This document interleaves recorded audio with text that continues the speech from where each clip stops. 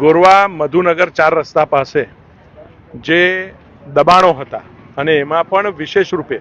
જે અમે આ 24 મીટરની રોડ લાઈન નાખી છે એના કોર્નર પર અને એની બાજુમાં અમારા ફાયર બ્રિગેડનો જે પ્લોટ 108 નંબરનો આવ્યો છે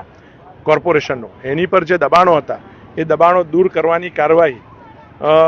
પ્રોપર નોટિસો આપીને હાલમાં કોર્પોરેશનના અધિકારી છે, પોલીસનો સ્ટાફ છે, લોકોને સમજાવીને આ તમામ દબાણો આજે દૂર કરી રહ્યા છે.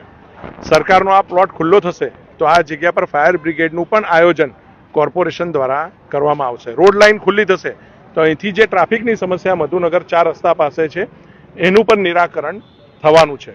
તો કોર્પોરેશન દ્વારા આજે આ કોર્પોરેશનનો પ્લોટ પણ ખુલ્લો કરવામાં આવી રહ્યો છે અને રોડ લાઇન પણ ખુલ્લી કરવામાં આવી રહી છે. આની પહેલા આશરે 6-8 મહિના પહેલા મધુનગરના એક ભાગનું ઓલરેડી ડિમોલેશન થઈ ચૂક્યું હતું, પરંતુ જે આ બીજો ભાગ રહી ગયો હતો એ એમને જે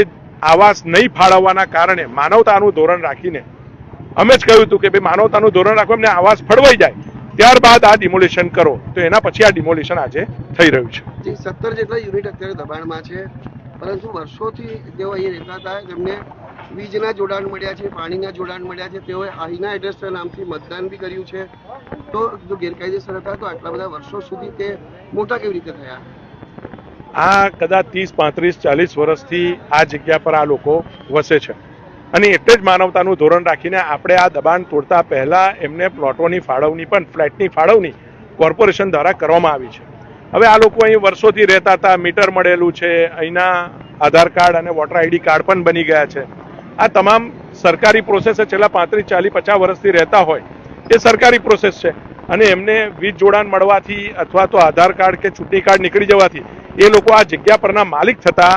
નથી અને આ સરકારી જગ્યા છે એટલે સ્વાભાવિકપણે જ્યારે સરકારી જગ્યા હોય તો એનો ઉપયોગ સરકાર જ કરી શકે. આની પહેલા પણ છેલ્લા અઠવાડિયા પહેલા 4 દિવસ અમે સળંગ ગોરવાના હાઉસિંગ બોર્ડના તમામ જે મકાન જગ્યા હતી હાઉસિંગ બોર્ડની એની અંદર 300-400 ઝૂંપડા ડિમોલિશ સરકારે કર્યા છે.